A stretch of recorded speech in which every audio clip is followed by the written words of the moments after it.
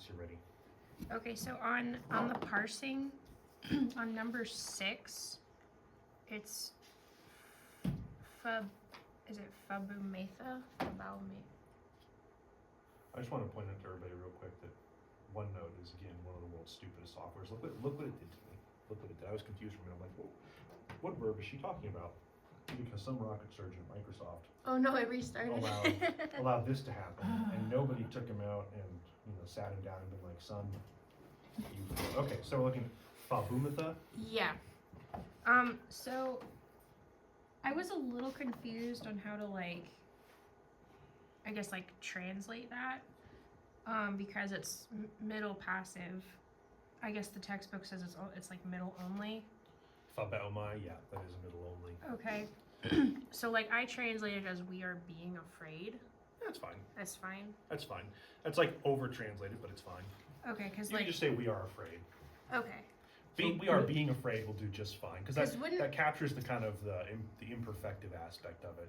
Okay. And it would actually, should it actually also have a for ourselves or something like that? No, you don't always need that. So don't always need it. Okay. So when it comes to one of the confusing aspects here, John and I were actually texting about this. He asked a really similar question. Okay.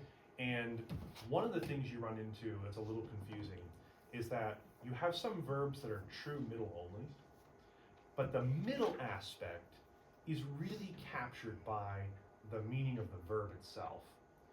Whereas you will have... And the context, or just the verb? Just the verb. Okay. Just the actual action. So the classic example of this would be verbs of motion. So when you're thinking about what a Greek middle is used for, it involves the subject in a way beyond the normal. So if it's JP threw the ball, right, there's no involvement in the throwing except that I threw the ball. The ball receives the action. I don't receive any part of the action. Right. But if JP walks somewhere, not only am I moving forward, now if I walk somewhere, I am involved in that action, right, because I'm physically moving, even though it's kind of an intransitive verb. And so Greek will use the middle for situations like that, where just the action itself involves the subject. However, there are some true middle uses of other verbs that will involve that self-interest in a more explicit fashion. And sometimes I think there could be I'm not going to rule out that there's some middle-only verb out there that has that. Generally speaking, that is going to be the least likely translation, is the adding the for himself portion to it, that sort of thing. It's really what I told John was that it's when you see a middle ending where you would have expected an active, and that is where you are in context. Yes, context will reveal that. Like you'll see a middle of an ordinary typical verb, but the context does not allow for a passive meaning at all. And then reflexive is even rarer. Doing something to yourself is even rarer. That's we're talking like an extremely infrequent usage in Greek. Okay. It is possible though, so it shouldn't be ruled out. But a kind of classic example is well, I'd have to explain participles and stuff. Scratch that. I was going to talk about Romans 9 and some areas there but we don't need to get into that. But the basic point of it is, one of the things that at the current phase of the game where you guys are at is you'll want to think through when you're translating what are the possible ranges of meanings. When you're just dealing with these individual parsings, any correct textbook answer will satisfy you. So if it's an answer that you could find in the textbook for parsing one of these and translating one of these words, I'll take it.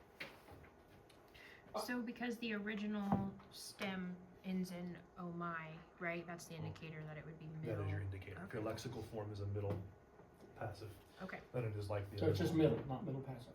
Yeah, it would just be just middle. Oh, sorry, middle passive morphologically speaking. Oh, It's the oh, my. yes. Yes. Okay. Because that one tripped me up. That one's tricky. It's kind of one of those details that's easy to miss in the book as well because you guys are experiencing this as a torrent of information. But the upshot is we get a whole extra week to work through this stuff. Yay. You guys are getting so much. Back in my day when I had to walk up the hill to seminary barefoot both ways in the snow, dodge lions, tigers, and bears, we had to do 2 chapters in a week with 2 quizzes. It can be done, but doesn't necessarily mean that it should be done. Can you take a little time and talk about the beginning when we do the what's it called when we put the letter on the epsilon on the beginning? An augment? Augments. When we put the epsilon on the beginning of a, word beginning with a vowel, or specifically alpha in this case, can you talk about it changing to an eta? It just lengthens instead of something else taking place. So alpha, being an A class vowel, is a short vowel, right? Okay. Eta is the same kind of class of vowel basically, and it's a long vowel.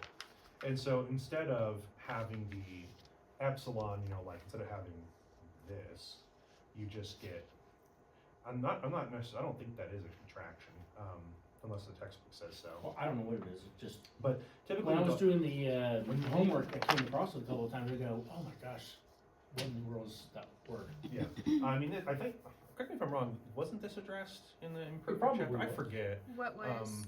The lengthening of an like if a word begins in a vowel, it lengthens I instead. think it was like a It's probably really like a like brief a footnote brief kind of deal. Yeah. thing. Though I've noticed some details are tucked away in like inconvenient places. I'm not sure I love Yeah. that. Yeah, footnotes, I think. Yeah, like this is. I assume this one would be in the main body of the text. It's kind of a big. It might have been, and it just Um, wasn't emphasized there, or, Yeah, but in any event, so if you begin a word, the word ordinarily begins with a vowel, so whether it's epsilon or alpha, you will typically get an eta instead. However, one of the other things that could happen is you could have a vowel begin with an omicron, okay, and it will lengthen to an omega. It's You can also have a word begin with a iota, and I'm pretty sure it just remains a iota, as memory serves. Or it may it's on page 64, I Yeah. see it there, and It just, may take I forget, it's been a minute. I think it actually does take the epsilon, so it should end up turning into something like this, contracting.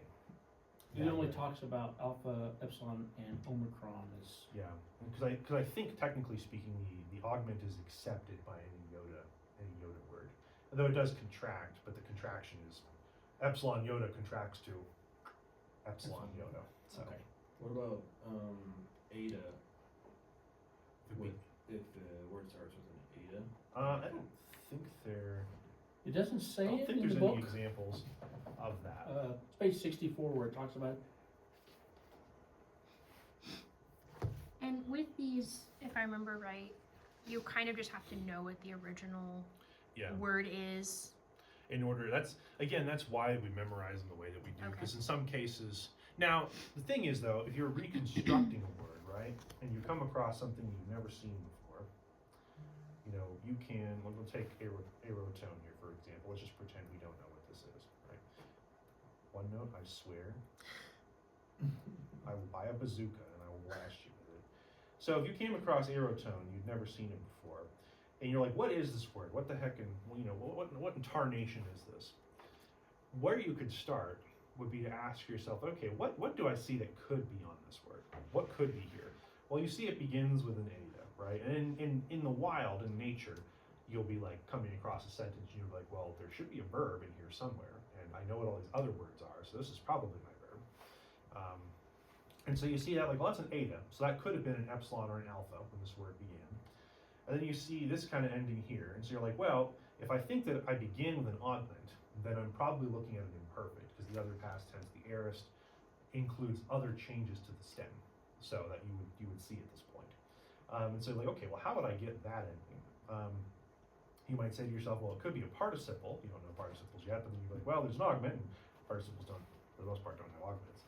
And so now we're kind of asking ourselves, how do we get an omicron new ending on a verb here? If we know it's not an aorist, then we know it has to be an imperfect. And so then we're thinking, well, what's the imperfect first person singular ending? We have on, it's also the third person plural ending, isn't it? And so we have an augment, we've got this particular ending, so we know a couple of things about our verb. We know our verb begins with either epsilon or alpha, and we know that it's a contract verb, which really narrows it down. There's a reason why you're memorizing the most common contract verbs. It's because it will simplify this process, because you're like, oh, this may be aerotapo, because I see this rote stem that's kind of remaining here. You could ask yourself, is it, is this it? Or this, right? And then you now are able to reconstruct what it was. You'll have many cases like this when you're dealing with it. in nature. Now, if you use Bible software like Logos or Accordance or a Reader's Bible, you may just be able to click on the word and get the answer immediately.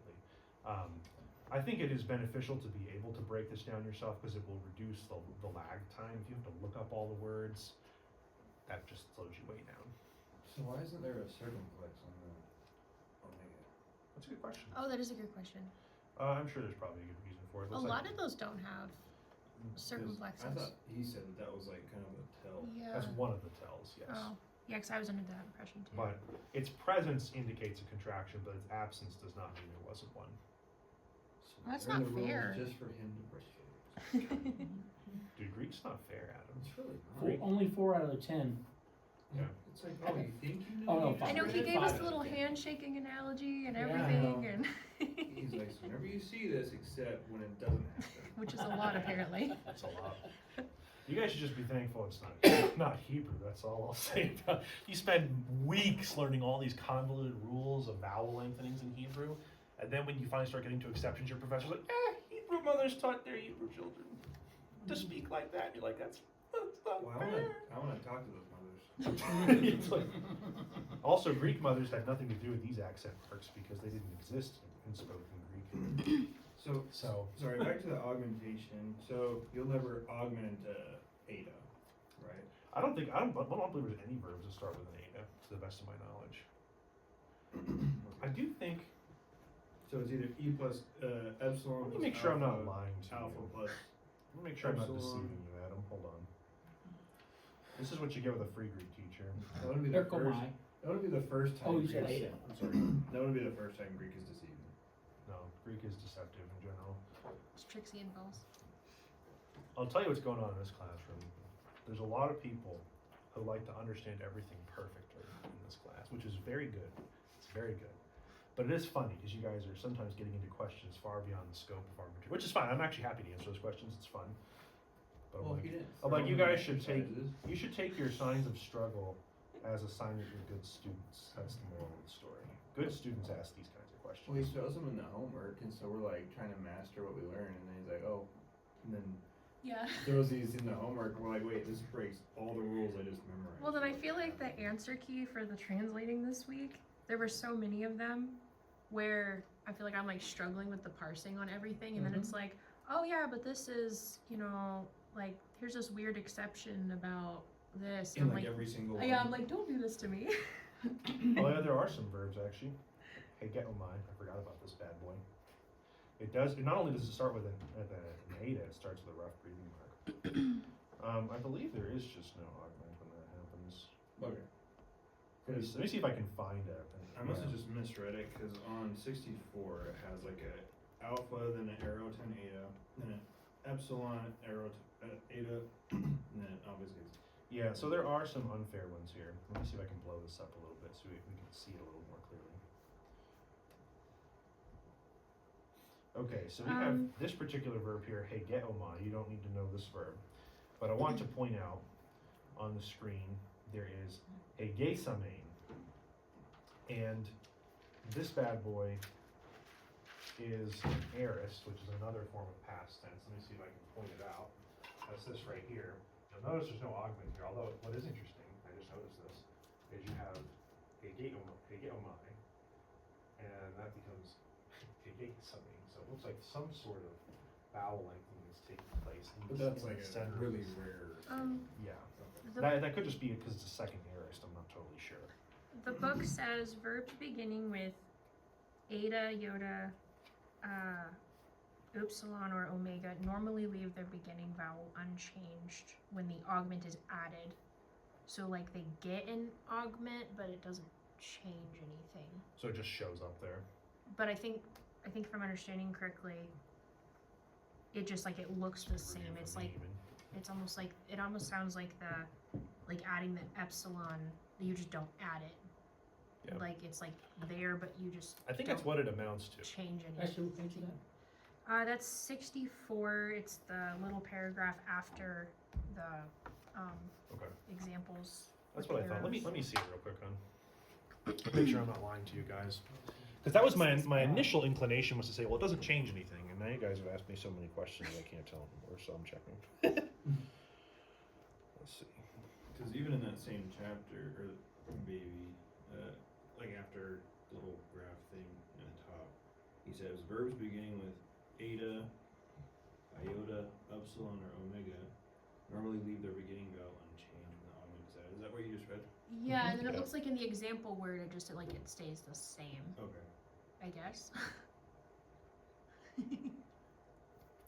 Yeah, that appears to be the case, yes. Okay. Okay, so I'm not crazy. All right. I told you right the first time, I just lacked confidence.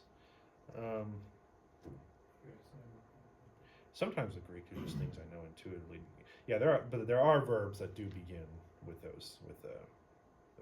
I was mistaken when I said that earlier. I'm glad we fact checked that. One other note here too, when you've got the alpha iota diphthong, you'll get the alpha lengthening to an eta, and then it will subscript the iota. So just be on the lookout for that. Iteomai is a contract verb to look out for that does that. So Can you help me understand, on page 74, agapometha? agapometha. Yeah. Okay, and what part? So, Just the change in the Where- connecting vowel. yeah, where does the where does the omega come from? Yeah, that's a great question. So Cause that threw me for a loop. issues. Let me get a blank sheet here. So I feel like that Full one screen this broke all the puppy. loops in my head. So Is that rule 3? The one that So I asked about? it's a gapa-o, agapao or agapao. is our verb here. And so when you get the addition of a verb, right? Now we have our connecting vowel and our ending, right? This is essentially what we would have on paper here. And so when you have the situation arise, obviously we've got our alpha plus our omicron ending here. And that results in the existence of an omega. And so when you have basically this ending here contracts with the connecting vowel that bridges the verb ending to the stem. And so in this particular case, we end up with, I believe, Which rule is that about Where does the, It's Alpha. rule 3. it's alpha? rule 3. where does the omicron come from?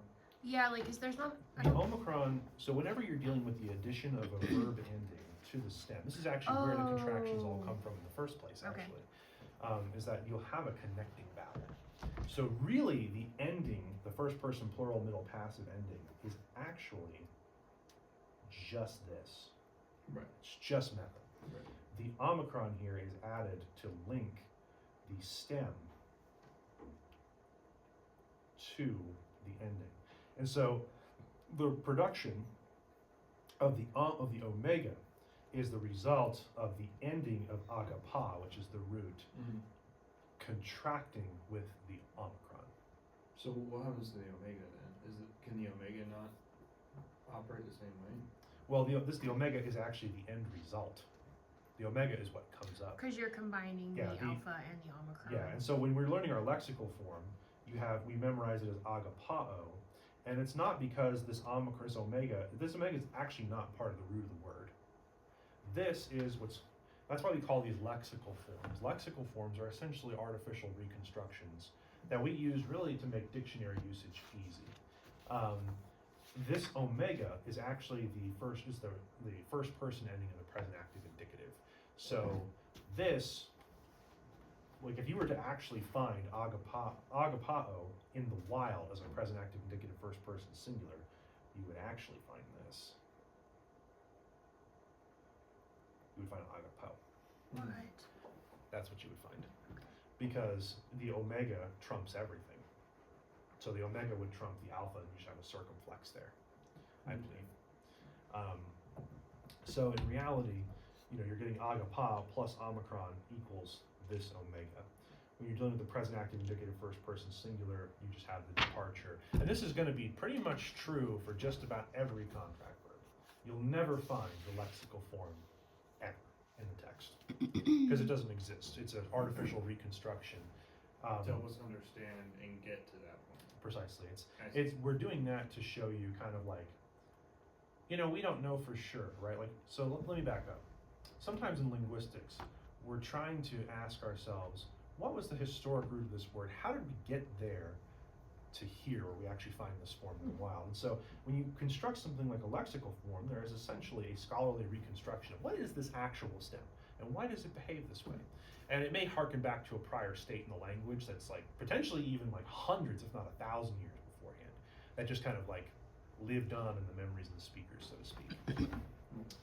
So I don't know, does that answer your question, Adam? Yeah. Okay, great. Can I change gears again? Yeah, sure. So, how do you recommend going about keeping track with the paradigms of like, which ones are imperfect and present, like in your head? Because I was running into the problem where like, okay, I see like, okay, this word ends in metha. Right. And I can visualize that in a chart somewhere, it's, It's a middle passive first person plural. or that just said it's a first person plural because I know where it is on the chart, like in Right. my head. But how do you just like keep track of all of the paradigms and like keeping track of this one's active, this one's imperfect, like. Honestly, just through Usage. through constant usage and through revisiting it. Okay. So constant usage is the most helpful one. That's why we're doing a lot of the parsings and stuff, is to help keep you on your toes. Expect to miss it a lot in the homework would be what I would say, Okay. because this is a truckload of information. Yeah. And one of the disadvantages is, one of our greatest advantages is actually a disadvantage. We have a very long time period to study and work on these things, which is helpful for learning a specific chapter, but it is a righteous pain in the behind for remembering what you learned previously. Yeah. When you blast through Greek quick, you don't have time to forget. Mhm. So one of the disadvantages we have, so I would recommend, also it could be helpful too when you memorize a paradigm, to memorize the name of the paradigm. Oh, okay. That was one of the things that I did. And when I wrote out paradigms, I wrote out the translations over and over and over and over and over and over and over and over and over and over and over again by hand. That's because I had, when I was working in the finance company I was at, I would have to sit on hold for 10, 15 minutes of time waiting to talk to a car dealer, and I just had a notepad there and I would ham. So I had nothing. I couldn't have anything at my desk except pen and paper. Couldn't browse the internet, couldn't have my phone. I literally had nothing. So I had no choice but to. I do that sometimes. I go over like past paradigms and try and write them. So revisiting them frequently, human beings remember and forget on a curve. So I would strongly encourage throughout the semester, if you're worried about remembering a paradigm, try to write it out or go back and check it out in the book and just, read through it, close your eyes, try to recite it. Sometimes just the refresh for a minute will be enough to bring it. And you'll want to remember strategies like that, because in a few weeks we will prepare for a midterm, which will be comprehensive so far. So would you recommend at this point, because I hadn't been, because I was just trying to do it on my own, but would you recommend at this point using the Anki deck with the Yeah. paradigms to try to start refreshing? You absolutely could do that if you want Okay. to. I didn't so there's the second Donkey deck that contains all the paradigms and things. I initially was kind of cool on using that just because it'd be kind of overwhelming, as you do not need to learn 10 of those cards at once unless No. you'd like to have a heart attack. But learning one of those cards at a time would be very beneficial. And it could be a helpful way to remind yourself. Okay. Alternatively, like just writing out flashcards for it and just go back and revisit your present active indicative flashcard stack if you want to at some point. Okay. In fact, you could use my old ones. I still have them all. I know. They're all up in a giant stack in my study. So I know. you're free to use those if you want. You guys aren't. You have to make your own. But But yeah, I have like a big old stack. Oh, Yeah. it's like multiple big Of, stacks. so That we that's moved. one approach that you can definitely take to do that. And then again, that's why, like, sometimes with my in-class exercise, you'll notice in the translations I included a few throwbacks, because I'm like, we can't afford to forget these things. Because that was my biggest struggle this week, was just feel like I forgot everything Yeah. from prior And weeks. so, like, you could take some time this week while you're preparing to go back and revisit all the previous Okay. paradigms. Okay. That's not a terrible idea.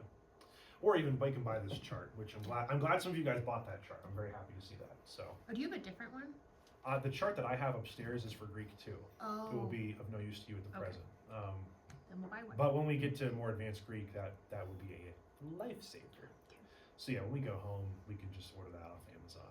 There is a thing on Amazon for, hold on, let me pull it up, that I also order. It's like the flashcards, but it has the paradigms too. Yeah, it's basically the pre-made flashcard Oh, deck. okay. Yeah. Yeah, you can certainly do that. Some people enjoy those kinds of things if you want like the nice, cleanly printed ones. Like I say, just use the approach that works for you. Like writing out the cards by hand is effective.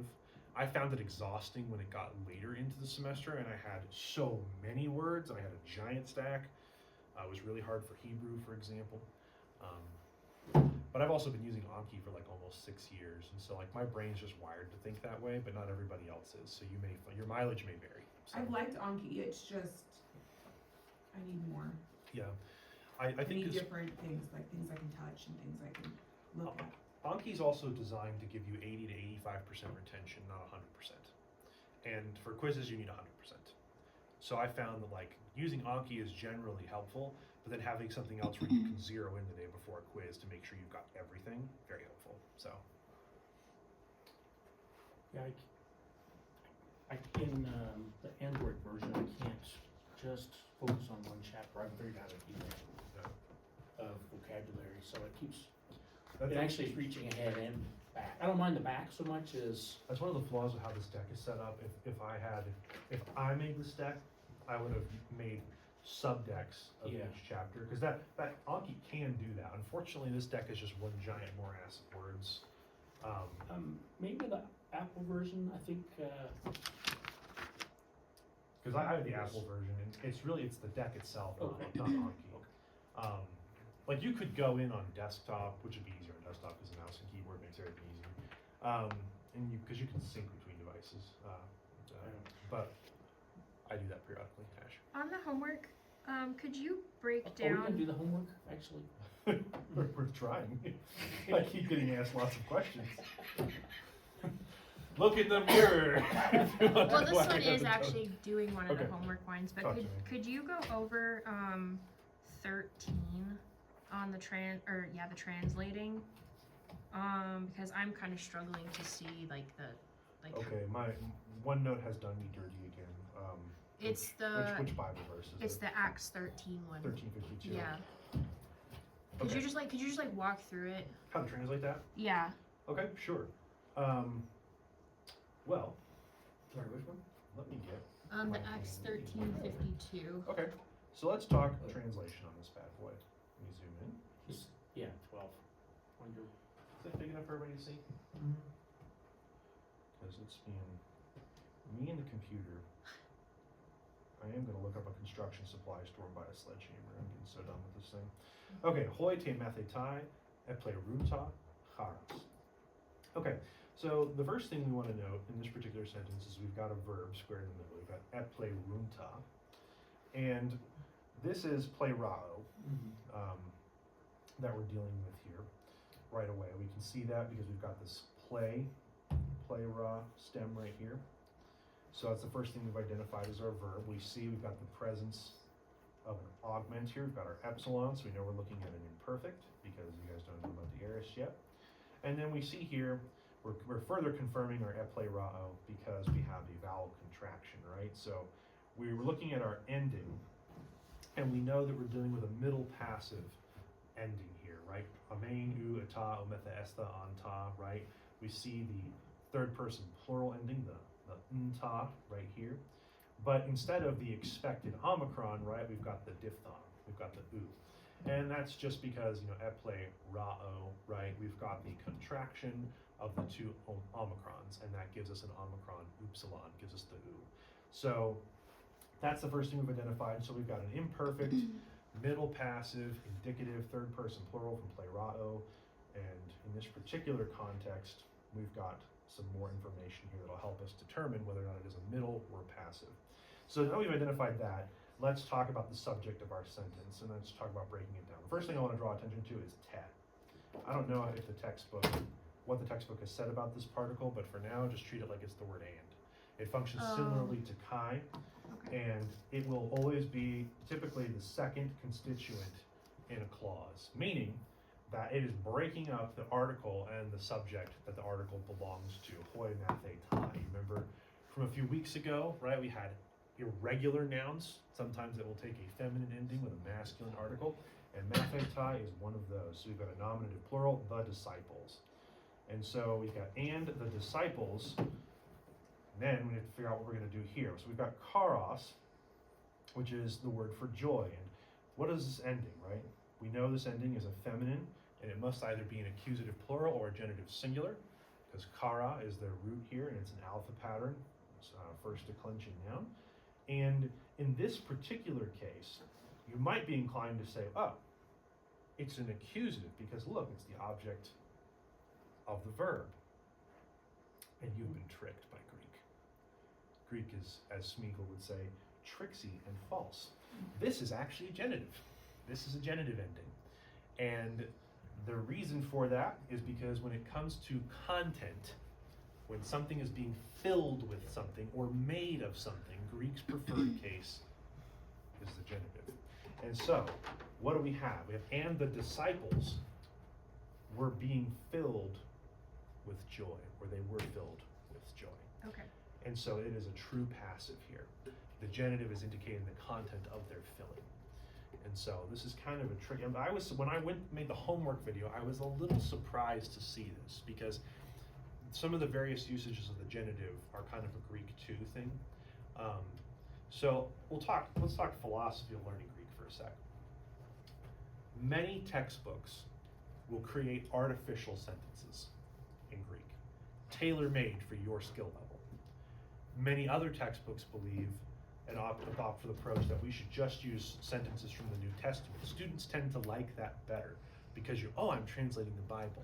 The downside is real Greek and laboratory-raised Greek, lab-grown Greek, they're not the same thing. And so what you end up having is it's kind of difficult to find examples that fit your skill level. Even plumber, an expert teacher has to supply meanings for these terms. I've made a few of these exercises myself now, I've done that for several weeks. And even with fancy pants Bible software like Logos, it's a real pill. So I'm not totally sure what I think about this practice one way or another, because I'm seeing what you guys are going through. And I'm kind of like, well, I can see the frustration because you're encountering grammatical constructions that you haven't really learned yet. This textbook really seems like it's designed for classroom use. You really need to have an instructor who knows what they're doing, and I hope that I'm doing that. But in this case, the genitive has over 15 different uses. So that helps, though. I think I was doing it wrong. So when I saw mathetai, I was thinking of the verb ending on tai, and I thought it was a contract verb. Or etai, and you're like, how did I get this crazy thing here? Yeah, and so I was trying to figure out where the subject of the sentence was coming from. And mathetuo is actually a verb. We've learned some sort of, because I know that means follower, disciple. We have learned a verb that is That is a cognate, yes. Yeah, so I thought that's what it was. That's not a crazy opinion. It would be kind of reasonable to see something like that. Okay, 'cause So that's what was tripping me up. I was like, where are they getting disciples from? a very helpful thing to learn about definite articles is the article could be here, and the thing it modifies could be all the way out here into Timbuktu. Yeah. That's tripped me up before. Greeks, they liked that. Why they liked that? Search me, I don't know. But they liked it. They thought it was beautiful, called hyperbaton. And it is the bane of anybody who tries to read the book of Hebrews. Wow, I don't know why I did that though, because on the Mark 6:1, I did translate mathetai as disciples. So I don't know why I did that. You slept since then. Yeah. That was before coffee. Yeah. Or, maybe one was in the afternoon after coffee wore off. I'm telling you, these things are leaking out my ears. But the upshot for you guys, though, and I take this as a real compliment, y'all are noticing some of the natural challenges with Greek, which means you're actually applying yourselves as students. You're taking the material seriously. I saw what bad students were like. Okay, bad students show up to class and they're like, I don't know anything. I didn't memorize anything. I don't care. Just let me be an evangelist. I don't need to learn Greek. That's what bad students are like. There were many people, JP's gonna soapbox for a minute, there were many people who felt they were too good to learn Greek and Hebrew at seminary, that they were called to the ministry, but they weren't called to do hard things. And I'm telling you, having been involved in enough ministry in my life, that real ministry is much harder than Greek and Hebrew. And if you can't do Greek and Hebrew, you are not fit to be a pastor. If you are at a school like Southern, you have the opportunity to go, and you're too lazy to learn it, get a new job. There are plenty of pastors out there who were raised up on the mission field, or they had a different calling, right? And they maybe didn't have the chance. Maybe the seminary they went to didn't have a good program for these things. I'm not talking about those guys. I'm talking about the dudes who had the opportunity to go to one of the most rigorous evangelical seminaries in the world. They had it paid for by whatever means. They had the opportunity to study with a world-class faculty, and they didn't take it serious. And I'm like, not fit for the ministry. There are more students in theological training now in America than there have ever been in its history. And 4 out of 5 pastors wash out a few years into the ministry permanently. And I think that's why. I think a lot of men have been told they're called, whatever that means. They don't define it. They think it's this like divine summons to, I'm entitled to this office. But every single one of us is replaceable. God doesn't need any one of us. He loves us, and praise the Lord, He redeemed us in Christ, and He gave us all the inheritance in the heavenly places, but He does not need us for anything. There is no man above criticism. There is no man who is too good to roll up his sleeves and work in the ministry. And so when people pull the garbage, like, well, you shouldn't criticize the Lord's anointed. Well, God doesn't anoint pastors. So you are not King Saul. You are not beyond criticism. That would be what I would say to nobody who's going to watch this video and care. Everybody in this class. Adam. Sorry, kind of going back to the. Yeah, get me off my soapbox quick. I know where this is going. On the, 45 minutes, let's go. On the airplay room code. Yeah. So the omega thing still kind of throws me off. I don't know why. Okay, so do you want to just talk a little bit about how this verb is formed? Yeah. So Sure. obviously you have Let's talk at play root. playrao, right? And Right. you have onto, that comes on. On top. On top, sorry. That comes on. Yep. So why does the omega just keep like playing hide and seek? This is not an omega this time. So you remember that O, that eplera O, remember the lexical form is artificial. And so that O is actually the first person present active indicative ending. So the reason it doesn't come on here is because this is not a first person present active indicative. Gotcha. So it's tricky. It's one of those things where like we used to memorize, like if you look at some of the older Greek grammars, they didn't use the lexical form. They used the present active infinitive form. And I have mixed feelings about that. Apparently so did the academy. That's why we switched over to these artificial lexical forms. Because like imagine if it was like play rain or something like that. And then you have all the vowel contractions that can happen inside the ending of the infinitive, and then it ends up being a nightmare, and you get a headache, and you need ibuprofen, and no one's happy. And so there's no perfect way to build a dictionary. Okay. All right. On Sunday, last Sunday, in Charles's Sunday Bible study class, Sunday school class, in Sunday school, Yes. just can't change it. Please tell the pastors this, because I have been trying. I've been pleading with Charles and Pastor Ron. I've been like, no one calls it Sunday Bible study. It's really hard. Everyone calls it Sunday school, and In that class I'm that we permanently went to. broken. Super cool, where Charles, I don't even remember what verse it is, but we're talking about regeneration, and Titus 3:5. sure. And I got some Yes. things in my head. But we're talking about regeneration, and in my mind, prior to Sunday, being born again and belief just kind of happened at the same time.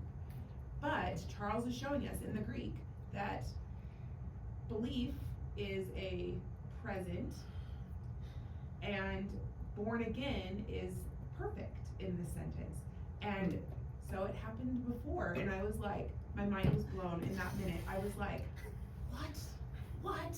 Like, you have to be born again, and then next is the belief part, and it was really Yeah, it cool. was That was cool. like the first time where this Greek stuff just like, I'm like, oh, it's Yes. now forming this like new process in my head. And everyone else is scratching their head being like, Yeah. Meanwhile, you're like, yes, I get it. And Andrew was like, why is he teaching us grammar? I'm like, I'll explain it later, but this is really You're cool. like, imperfect accusative indicative. Yes. It was just a, well, I know what that is. Charles was like, what tense is this? And You guys are like, I have no idea. And then he like goes and explains it, and then I'm like, oh yeah. I Yeah, get we this were now. both like, oh. You guys have months before you get to the perfect. But it was so cool to Yeah. see, like, to Yeah, kind of is get that- that, like, That ends The up kind of tenses being a matter. problem with,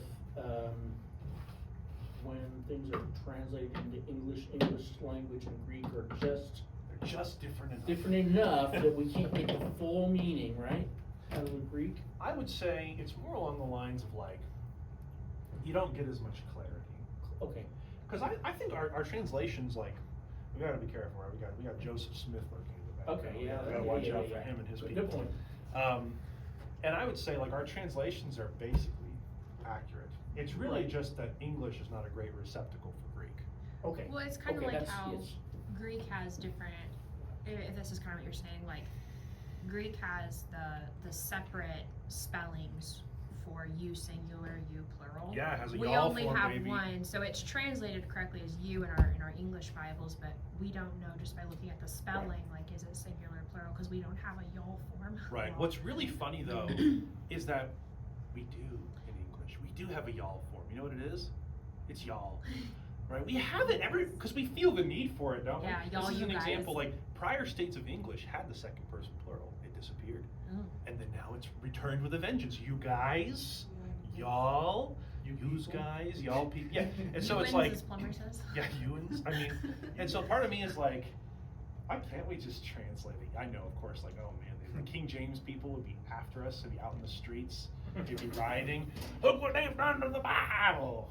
Suspenders gleaming in the sun. Y'all need to repent, you hear? Yeah, y'all are changing the Bible. It's like, no, we're not. Actually, we're making the English more accurate. We can't change the Bible. God gave it to us the way it is. But that's a very encouraging story, Noel. Thank you for sharing I that. have to look up the verse, because it wasn't Titus 3:5. That one talks about regeneration. It was something about, There's probably teaching I can regeneration. feel it. you know what I'm talking about? It was like about, Hmm. it's about, you believed because you were Oh, born it was again. 1 John something. Yeah, 1 John, I just sent it to Charles yesterday.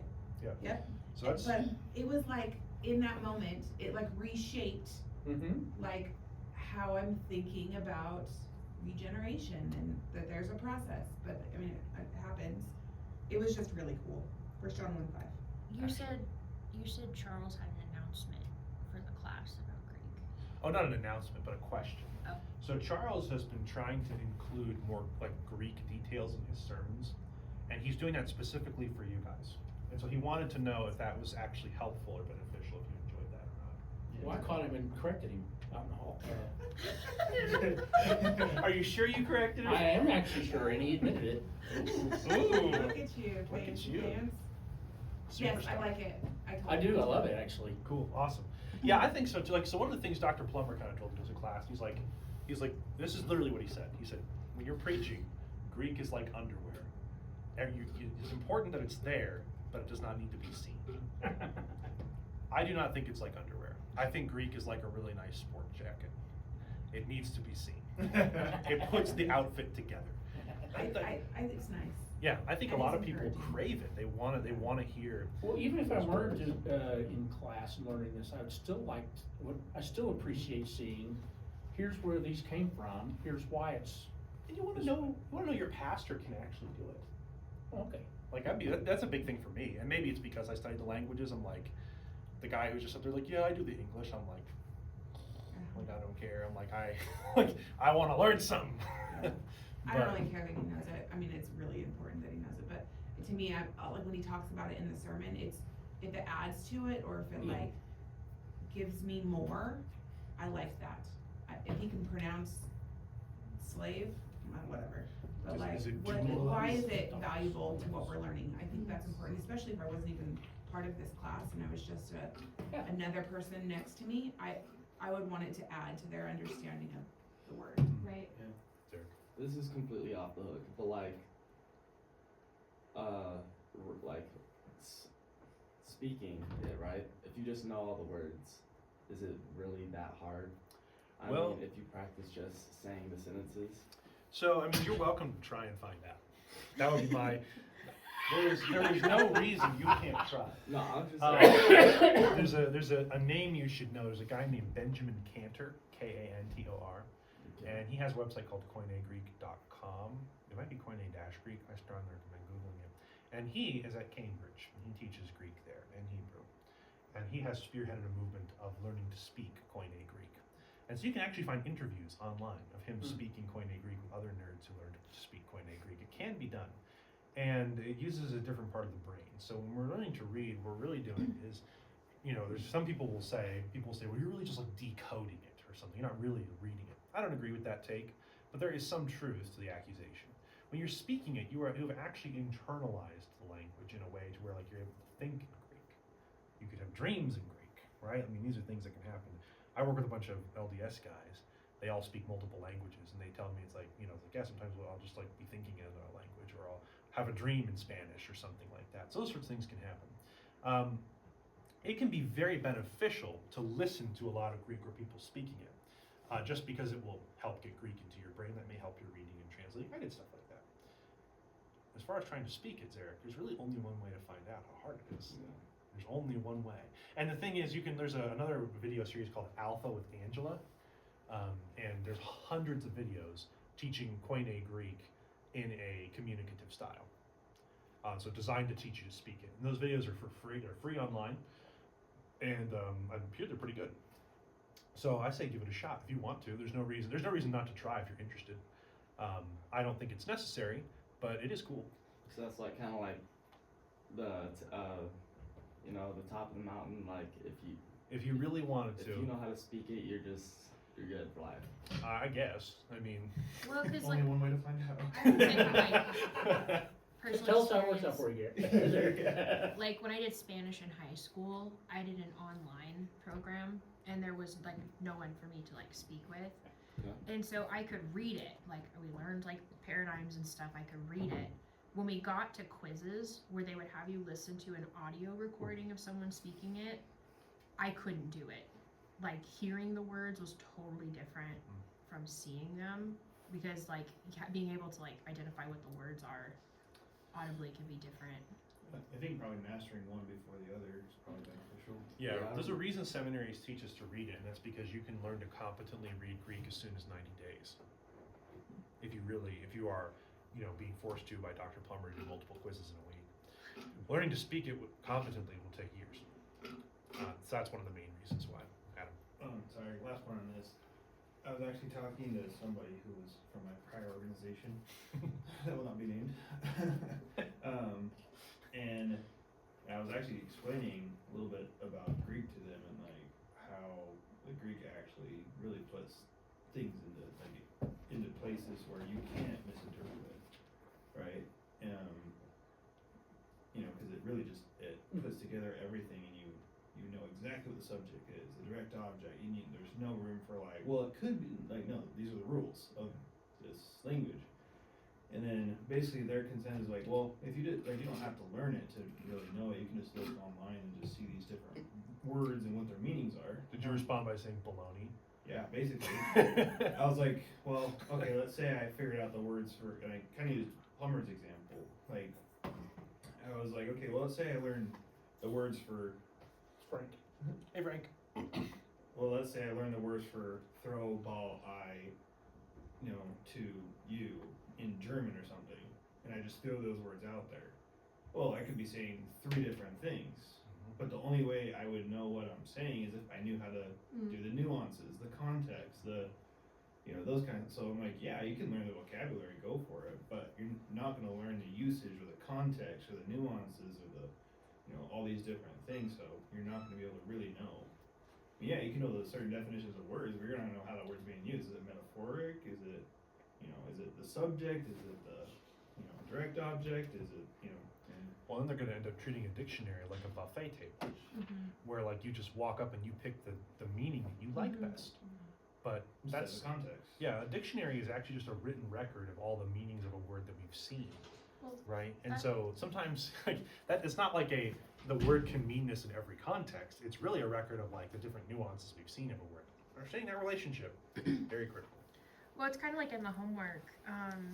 One of the translation sentence 1 from John 8, you have epoieta.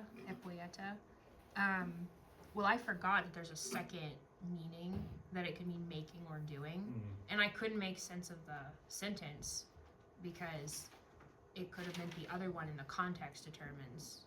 So Yeah. that's an example of like you have to kind of know how to put it in context and not just say like, oh, it could possibly mean this, which if you put something in Google Google, it's probably just going to give you like the most common like Right. possible definition.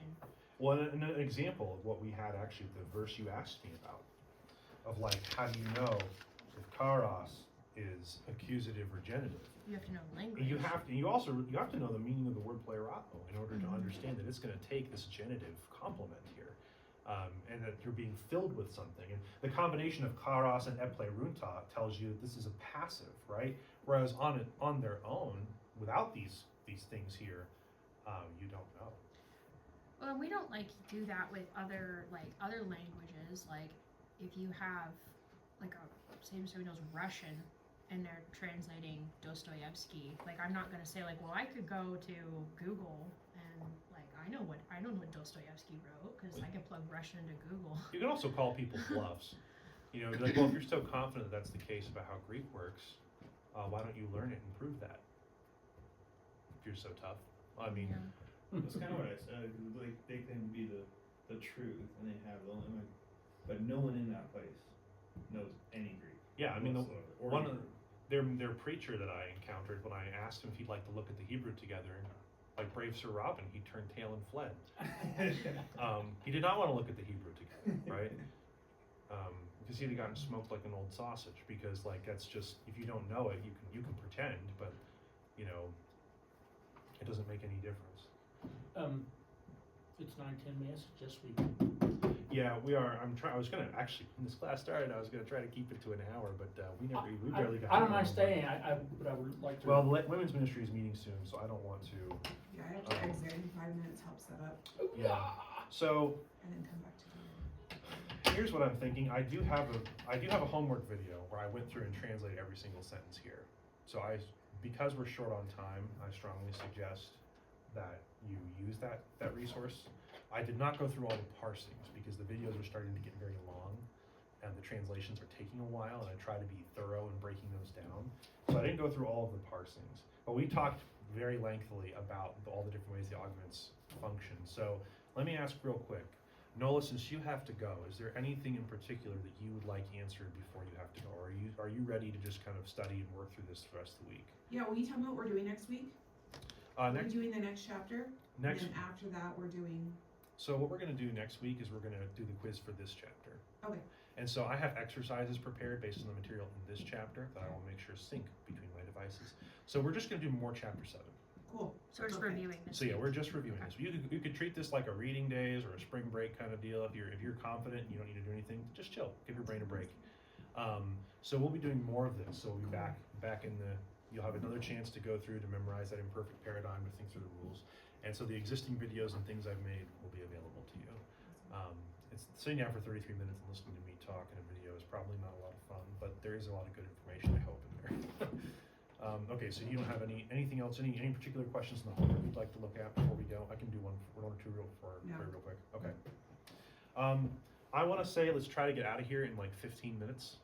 So we will not be able to gun down the homework. Okay. So if everyone would please maybe pick 1 or 2 questions from the homework. Let's try to knock them out real fast. We've talked a lot of theory in class today, so I think we should be able to get some exercises done pretty quick. Wait, real quick, I do have one question. Fire away, Nola. So when I'm looking at the homework, this is like super basic. They've added in some punctuation. I'm not gonna see that when I'm looking at the Greek New Testament, right? Like in the translations? Like in 14, they've added, and there's like some weird capitals, right? That's not there, is it? Like let's look at 14, there's some commas, and then there's a capital. Like Luke Kappa. 6:46? Yes, That's being taken straight from the Greek New Testament, so I believe you will actually find it that way. there's like commas in between Commas the are in there. Lord. Yep. Oh, Now, those are not original to the text. That is something that the compilers of the Nestle Allen 28 have put in there. They believe a comma is demanded there. You'll notice the semicolon at the end. That's just the equivalent of a question mark. yeah, You will find that punctuation in UBS editions, okay, which includes the UBS Fit and the NA28. That's standard punctuation. okay, alright, And cool. the capitals too. But why only one capital? That's a good question. I mean, sometimes at the beginning of a new sentence, you'll have the first letter capitalized. Sometimes proper nouns will be capitalized, that sort of thing. Why Courier is, or Courier, why that's capitalized, I'm not totally sure. I think it's. So, and actually, I think you missed one of the couriers in the, I can't find the others, but there's courier. The first one's capitalized, the second one is not. Yeah, I was Okay. curious about that. So it looks like the Word document that I copied from is missing that. That's bizarre. So No, I the am. book is too, like in the, Wait, textbook on 14, the first Kyrie is capitalized, the second is not. And so I was like, is that a different? It could be because when he's speaking, it could be because of the quotation, Okay. and so he's just beginning. If sentence anyone there. else is using the printout, Looks like they're not totally accurate. they're not accurate, because mine doesn't have a second. I was wondering where they got that It's from. Luke 6:46, huh? Now I'm curious. Curious. I see what you did there. Oh. Are words the same in Greek as they are in English? I mean, sorry, not words, numbers. Most of the numbers are going to be indicated just by in print as opposed to like a numeral. Oh, okay. So they spelled them out, okay. So that's why you get some of the most common textual variants in any ancient language pertain to numbers. Okay, let's blow this up so we can actually see it in nature. You're not going to highlight for me, you rebellious? There is a second one in the New Testament. Yeah. Okay, Yeah, the so you homework, guys see the that? homework did me wrong. So it's So not, you can- not capitalized here. Yeah, you can see, so it could simply be that Microsoft Word, when you start a new sentence, will sometimes automatically, No, this is uppercase. actually in the textbook. Just like middle of the Capitalized. sentence. Kyrie is capitalized. I think it was made in Microsoft Word. Thank you. Okay. That's my Thank point. Oh, okay. You know, the point I'm Yeah. making is that the homework I The homework have is the- deletes one of the The words. printout's missing it, so I Oh. take it that probably Plummer or Merkel prepared all the exercises in a Word document. I bet they sent it to the publisher, and I bet the publisher caught it. And I bet the original is what's available on, that's my guess. Okay, because this is the I have second some insight week to how where- these things are developed, but in this case, you can see here, Nola, that you've got the dot here, which is equivalent to an English semicolon next to kaleta. Yes. And then you've got, your actual semicolon, which is a question mark, and then you've got your comma. So that punctuation will be native to the text. But the tau and T is capitalized because you can see it begins the new sentence Right. here, the new section. Quotations sometimes come in that way, and proper nouns. Yeah, when I was looking at it, I was like, is there a difference between each of those? No. And I'm like, well, I'm just gonna translate them the same and capitalize them both, and then I looked at the answer, and I was like, yeah, we're good. You guys are catching mistakes in the textbook. All right, I expect very good scores next week. Mm, You give me an answer key where I can check my work, sure. You know, you've said maybe you're gonna drop one of the quizzes. This is a quiz I was gonna say, let's just drop it for me. No, what we're gonna do is we'll just take it next week. Yeah. This is one of the events, so originally I built some gap weeks into our schedule because I was gonna be out of town for weddings, but I'm no longer going to those weddings. So we have a little bit of flexibility, so. Cause I don't wanna fly to Florida in May and June. Oh, that sounds lovely. Cause both of my cousins, I love them dearly, decided to get married within one month of each Are other. they siblings? They are. They are. They are Oh, siblings. bless their hearts. And the whole family is like, we raised you better than this. Sorry. Yeah, we can move on to more questions now. Let's go. On, I gotta go help women. Okay, Noah, thanks for coming. with the word de, I went to my just Yeah. Which sentence are we looking at? verse, 14, does that have the function of do? No. Okay, That means something like and or but. okay. So, So then why? and the other thing too with de is what's called a post-positive particle. Post-positive, meaning that it will be the second item in a clause. Okay. When we translate it into English, you're gonna have to bring it forward. So, So but it's- why? Or but why, or and why. And why, yeah. And the context will determine. De's real function is more along the lines of introducing a new clause that's moving your action forward. We often translate it as but or and, which are kind of contradictory, right? Adversative versus coordinating.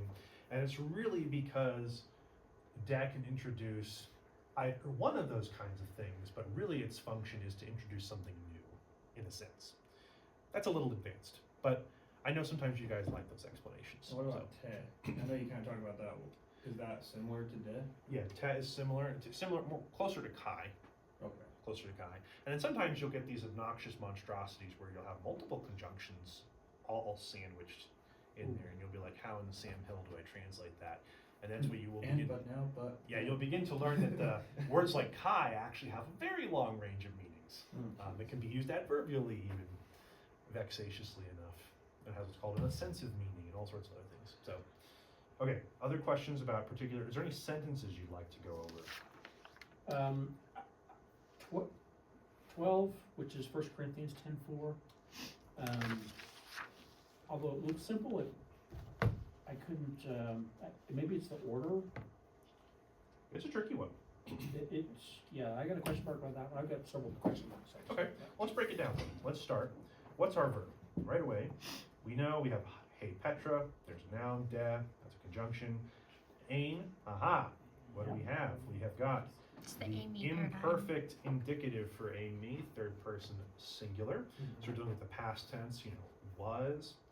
And now we know that we have a copulative verb as our main verb here. We know we've got a post-positive de, which is coming as kind of element in here. Oh, okay. And so de is going to be but or and. I think in this context, this memory serves, but is probably more correct.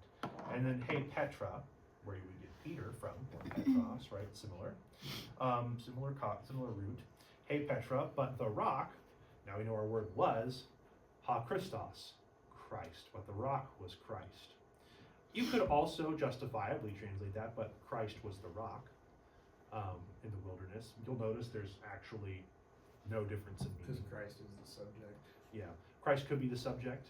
Petra could be the subject. And so when you're dealing with copulative verbs, right, and you have something being predicated about your subject, i.e., the rock is our subject, let's just say that for example, the predicate with the to be verb is almost certainly going to be in the nominative case. Remember, we've seen this predicate nominative a few times now, and once again we have it here. It's a very normal construction, so you'll get used to it after a while.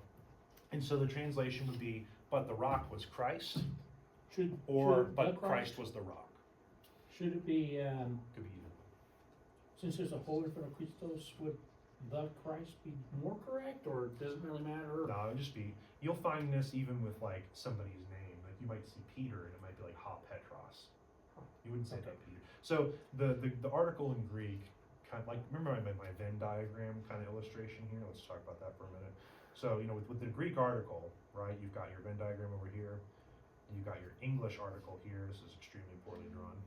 Good to Little know. deflated on the Yeah. And so they might overlap in here, but the Greek article has all these other things it can do that the English article Okay. cannot do. So, mercifully, most of the time it just means the. But on other occasions, it can even stand in as a pronoun. It could just be the subject of a sentence by itself. That's not fair. Greek's not fair. It never will be. Okay, any other sentences? We got 8 minutes left before I think I'm gonna pull the plug. Can we do, sentence 3? Kai, Peri, Peripate. Kai peripate ha Jesus en to hiero. Okay, so we've got a couple interesting things to remark on here. We'll begin with our first kind of procedure, right? The thing I'm trying to drill into you guys. Let's find that verb.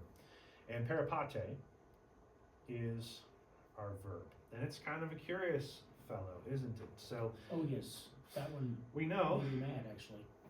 first things first, we can identify that it is peripateo. Mostly because peripate, this is kind of a softball, I think, on finding the root. But there are some curiosities about it, right? Let's try and break it down. Well, if we pay close attention to the root, right, we know peripateo is, this is periepate, right? Peripateo does not have this epsilon here.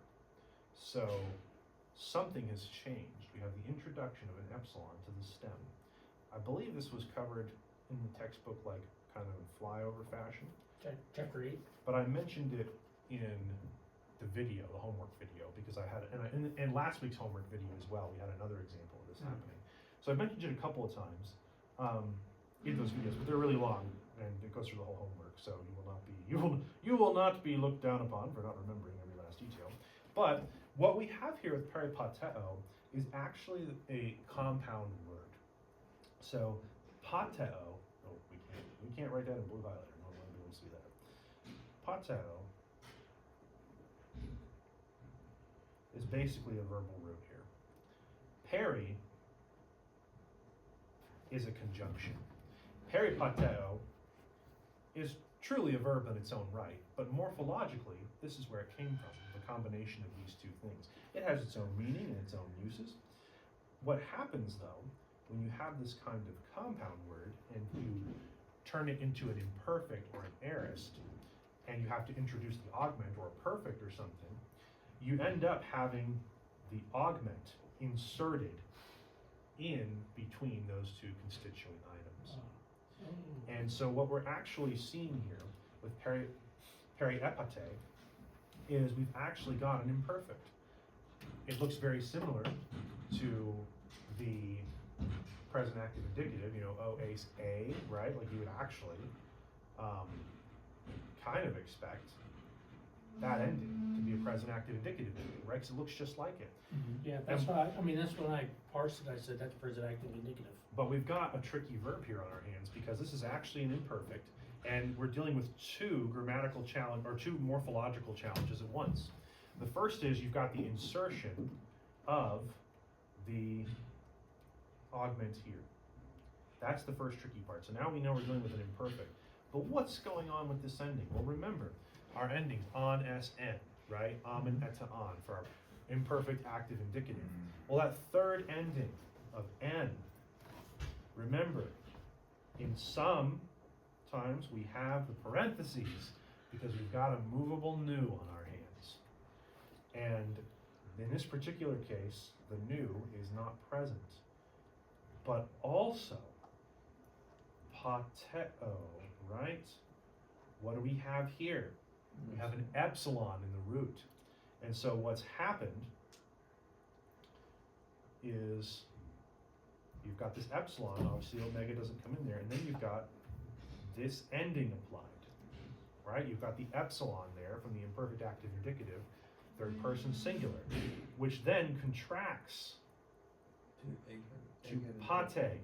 And so now, and this would be if we didn't have the compound here, right? It would just be epate, right? But it's periepate. And so does that make sense how that's formed? Yeah. What did, I can rewrite it. I wanted to see, how It's back in. oh, thank you. Magic. Yeah. So that's really your verbal root there.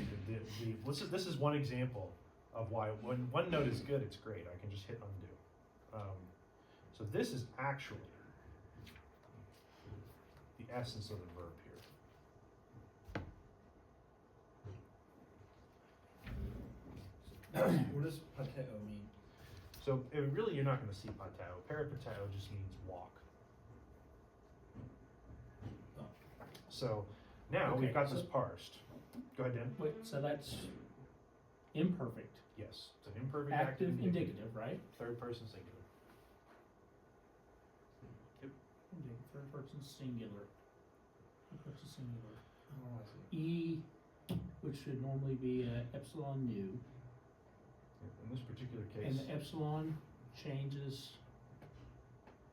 to epsilon iota. because epsilon we've got iota. The contraction from two epsilons there. Okay. And then the nu has dropped off. Yeah, the nu has dropped off in this case. Yes. Well, So these- then you get, that's how you get rules we've learned periepate. already, that one? I mean, there has been some instances of these kinds of verbs occurring in the textbook so far, with some minor explanatory notes. We haven't gotten fully into compounds yet, Okay. but the vowel contractions at the end and the endings, we have covered all of those things, but I don't think we've ever seen them all in one place before. So it's kind of tricky. Because I think seeing that, I can know that it's like, obviously peripateo, Right. but I don't know. if I didn't can catch the remember. epsilon in the middle of it. I just saw I didn't see that peripateo either, and, that's what you and pointed then out. tried to figure it out from there. And I just focus on the A at the end, and I was like, It's well, tricky. And this pattern of compounds behaving in this way is ubiquitous throughout the New Testament. So it will be something to watch for. Now, one of the things that is nice, though, is many compounds that you're going to see are going to be compounds of verbs whose stems you already know. So there are going to be, like, you know, there will be examples of somebody, of just a verbal formants of a, like take krinomai, for example, or krino, right? You know apokrinomai. Well, they're actually derived from the same root. And so, because you know that krino root, if there was some kind of lengthening or some sort of introduction of an augment in a past tense form, you technically already know what you need to know to recognize that. And so there are going to be other verbs like that in the future. So. See, you guys caught more than I did, because I just thought like, oh, I forgot how that word was spelled. No, so I did the same thing. I said, okay, well, I've got the spelling in my head wrong I or didn't something. see the epsilon until you pointed it out. And it happens. And remember what I said about kind of philosophy of learning Greek and where these sentences are coming from? This is one of the things I don't love about that. Can context kind of fill you in? Let's say you forget like one rule, right? And you're reading a sentence. Would the context of everything else maybe kind of hint towards that? Absolutely, yes. And one of the things that would make this particular one kind of tricky is the existence of a historic present. But one of the things that's kind of a giveaway that could be an imperfect, right, is that this is narrative. This is John. So he's telling you something that already happened. He's telling you about the life of Jesus. You would expect past tense verbs, wouldn't you? Yeah, so imperfect. Right. Okay. But John also loves this thing called the historic present, where he'll just use present tense verbs in the past, and that's a normal function of Koine Greek. John's not the only one. Matthew and Mark and Luke all do it too. Although Luke is a little better about using imperfects. Luke and Acts have more imperfects than I've seen anywhere in the Bible. But that's something you'll see here. And so he was walking in the temple. And Jesus was walking in the temple. That's how we would translate that. And tohiero, right? Tohiero is temple. You have and, kind of a preposition. All right, we are basically out of time. Does anybody have any final burning questions before we call it? This is a simple one, I think. Sure. On number 8, First Thessalonians 4:1. There's a brothers, we are asking you all, and we are urging in the Lord Jesus. Where does the come from in before curio? It is logically necessary to make sense of it. We could say in Lord Jesus. Well, that's what I translated it, but and then Yeah. or when you translated it. One of the things about like definiteness in Greek is that Greek can communicate definiteness without using the definite article. So when I don't see an article, I assume it means A. You should not. Will? But that's what we've talked so far. Right, and things are starting to get more complicated. That was to get you through the That was basic the stuff. before time. Yeah. So sometimes we I did say at the beginning though too that you can translate something as A, but I did mention that there are other ways to communicate definiteness, and this is one of them. So the object of a preposition will often be definite because you think about it. Think about what definiteness tells you in English. It really just tells you that this is a specific thing and not a general thing. Okay. Right? So the coffee cup versus a coffee cup. Okay. Right? It'll be the coffee cup that's actually of interest to the person talking. And so an object of a preposition would be, because by definition you're talking about this A Lord specific Jesus one. and not a generic Lord Jesus. Yeah, I wouldn't mean like a Jesus, because then it's like Sure. Then how can we be urged in a G? That doesn't really make a whole heck of a lot of sense grammatically. I didn't So- put an article in there at all when I translated it. And that's like one of those things where I wouldn't beat yourself up over because there's lots of little nuances and nooks Okay. and crannies, right? It's kind of like an English muffin. There's nooks and crannies. Man, that sounds good. I must be hungry. Okay, so any other thoughts real quick? Any burning questions? So we could now call it, like BC and BCE. We call it the confusion, or CE confusion era, and then previous years are before. The board confusion era. Hopefully We thought we were learning the alphabet, and we're like, this is fine. Let's hope there'll be a PCE era, a post-confusion era. I'm like, Greek's nice. Yeah. Yeah, I kind of wondered when we're starting to get to, you've learned enough Greek now to where you're starting to deal with real sentences instead of like because I've seen 3-word. I now know how the sausage is made now since I have gone and made some of these exercises. I'm like, I know exactly why Plumber or Baugh or Black did it the way that they did. Because I'm like looking at this sentence, this is big, long, convoluted sentence, but God help us, there's 4 words in a row that you guys all know. And that's what we're using as our example. I know, it's like, I know you don't understand the context. So this is 4 words out of like 30. It's like you look at the actual thing and the word right before it is some like, perfect participle with all these different endings and changes in it that would give all of you guys heart palpitations if you saw it. You're like, Oh, no! Do you have, I know you have more exercises for us to do next week. Yes, which we'll do in class. Do you have other ones, or can you see, are there other exercises we can do between now and then? Is there a place we can go? Is there, I mean, Unfortunately, like, one of the problems we're gonna run into, there is actually a workbook in development for this textbook with more exercises. I could recommend and say, hey, there's other Greek grammars you could buy if you really want to. I need something between now and then. The problem is they teach things in a different order, Right. and they teach you different vocab. Well, and then so it's I had gonna- the same problem when I went to the mounts. Yeah. What, he taught it out in different order. One of the closer ones would be David Allen Black's New Testament Greek grammar. It contains exercises and has a workbook and stuff, and you could look for things you know in there to work on. Okay. That seems like a lot of work for you. I could also, some other recommendations, you could go online to Daily Dose of Greek and you see how I pull up that Word document that had all the exercises. That's available on that page. You could go back and just do some of the earlier homework again. Okay. Because you probably, if you're like me, you've probably forgotten some of the answers to those earlier questions. Well, I've already forgotten all the translation. So you can just go back and do I more. think I'll just do the same thing again. Alternative